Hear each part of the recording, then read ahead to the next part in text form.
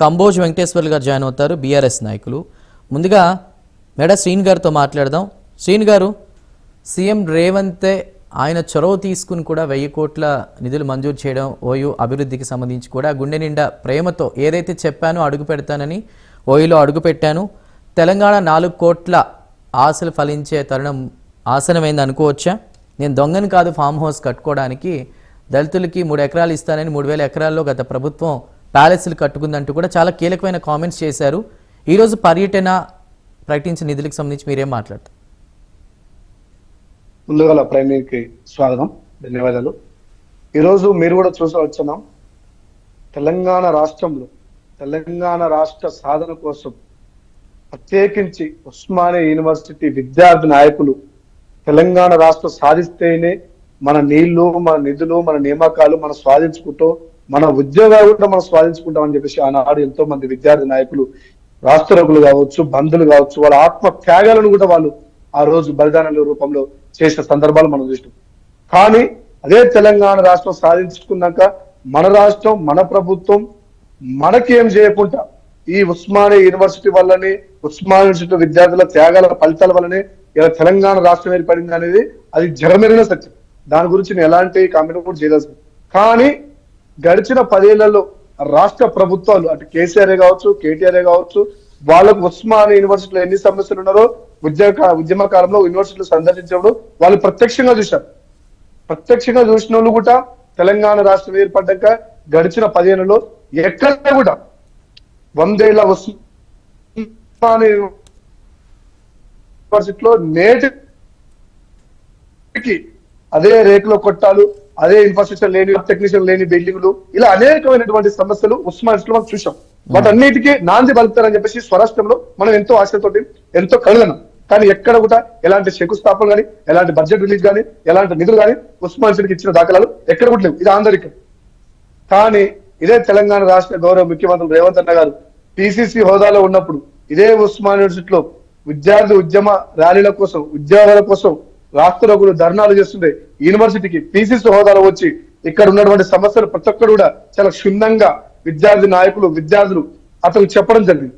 ఆ రోజు పెడుతున్నటువంటి రోజు ముఖ్యమంత్రి హోదాలో గడిచిన 3 నెలల క్రితం ఇదే ఉస్మానియా యూనివర్సిటీకి టావరేటర్కి వచ్చినప్పుడు కూడా ఇక్కడ ఉన్నటువంటి సమస్యలు నా దృష్టిలో ఎన్ని ఉన్నాయో, మీరు ఇక్కడ ఉంటున్నారు యాజ్ అ ప్రొఫెసర్ గా, యాజ్ అ విద్యార్థిగా, ఇక్కడ ఉన్నటువంటి విద్యార్థి నాయకులుగా మీరందరూ ఒక కమిటీని వేసుకొని ఈ కమిటీ ద్వారా ఉస్మానియా యూనివర్సిటీకి ఎంత నిధుల కొరత ఉన్నది, యూనివర్సిటీలో ఎక్కడెక్కడ డెవలప్మెంట్ ఉన్నది, లైక్ ఇన్ఫ్రాస్ట్రక్చర్ కావచ్చు, కొత్త బిల్డింగ్లు కావచ్చు, హాస్టల్స్ కావచ్చు, లేకపోతే ఇంజనీరింగ్, మెడికల్ లేదా టెక్నాలజీ కళలు సంబంధించినటువంటి, సైన్స్ కళలకు సంబంధించినటువంటి ల్యాబ్ టెక్నీషియన్స్ కావచ్చు, ఎక్కడెక్కడ ఏ కొరత ఉంది, ఇన్క్లూడింగ్ ప్రొఫెసర్లతో సహా మీ సమస్యలు నాకంటే మీరు ఇక్కడ ఉంటున్నారు కాబట్టి మీకు తెలుసు కాబట్టి మీరు ఒక కంపెనీని వేసుకుని ఆ కంపెనీలో ఒక డిపిఆర్ తయారు చేసుకుని ఎంత నిధులు మీకు మంజూరు కావాలి, ఎంత బడ్జెట్ ఇస్తే యూనివర్సిటీ ఒక ఆక్స్ఫర్డ్, ఒక స్టాన్ఫర్డ్ యూనివర్సిటీ లెక్క ప్రమాణానికి పొందాలంటే పేద ధనిక విద్యార్థులు, బడుగు బలహీన విద్యార్థులు ఈనాడు ఉస్మానియాలో చదువుకుంటున్నారు.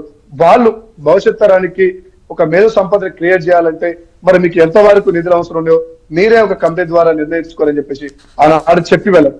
ఈనాడు ఇదే ఉస్మానియా యూనివర్సిటీలో ఇక్కడ ఉన్నటువంటి అధికారులు 1000 కోట్లు, ఆ రోజు వైస్ ఛాన్సలర్ కావచ్చు, లేకపోతే యూనివర్సిటీ అధికారులు కూడా కావచ్చు, యూనివర్సిటీకి ఒక 1000 కోట్లు అవసరం ఉందని చెప్పేసి కూడా చెప్పలేదు.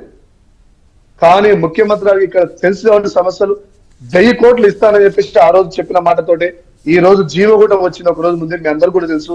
1000 కోట్లతోటి అధునాతమైనటువంటి హాస్టల్ వసతులు కావచ్చు, కాలేజ్ రిక్వైర్మెంట్ కావచ్చు, ప్రొఫెసర్ల నియామకాలు కావచ్చు, లేకపోతే లైబ్రరీ డెవలప్మెంట్ కావచ్చు, ప్రతిదీ కూడా అందుబాటులో తెచ్చుకోనికి 1000 కోట్లను కూడా మరి ఇవాళ జీవో రూపంలో మరి యూనివర్సిటీకి వస్తా అని చెప్పేసి ఆ రోజు ఇచ్చినటువంటి మాటని ఈ రోజు వచ్చి మాట నిలదొక్కుని మరి ఈ రోజు మనకి జీవో రూపంలో మనకి 1000 కోట్లు ఇవ్వడం కూడా మన అందరం కూడా ఫస్ట్ మనం అందరూ కూడా విద్యార్థులు అఖిల పక్షాలన్నీ కూడా మొదట స్వాగతించాలి.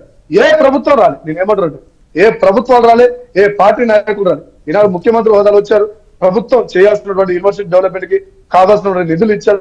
దీన్ని మొదటగా అఖిల పక్షం కావచ్చు, ప్రతిపక్షాలు కావచ్చు, విద్యార్థి నాయకులు కావచ్చు, ప్రతి ఒక్కరు కూడా మొదట స్వాగతించాలని చెప్పేసి కూడా నేను కోరుతున్నాను. ఇవాళ ఉస్మానియా యూనివర్సిటీలో తెలంగాణ రాష్ట్రం ఏర్పడ్డప్పుడు ఇదే విద్యార్థి నాయకులు, విద్యార్థులు, ఉస్మానియా యూనివర్సిటీ విద్యార్థులు చదువుకుంటున్నటువంటి వాళ్ళ కళ్ళలో ఎలాంటి ఆనంద బాష్పాలు చూసాము. ఈ రోజు అదే రకమైనటువంటి అంటే, విద్యార్థులలో ఏం చెప్పాలనుకుంటున్నారు? సంతోషకరమైనటువంటి ఉద్యమ వాతావరణం ఇవాళ పార్టీ అని చెప్పుకునే బిఆర్ఎస్ గెలిచి అధికారంలోకి వచ్చాక ఉద్యమకారుల్ని మర్చిపోయిందా?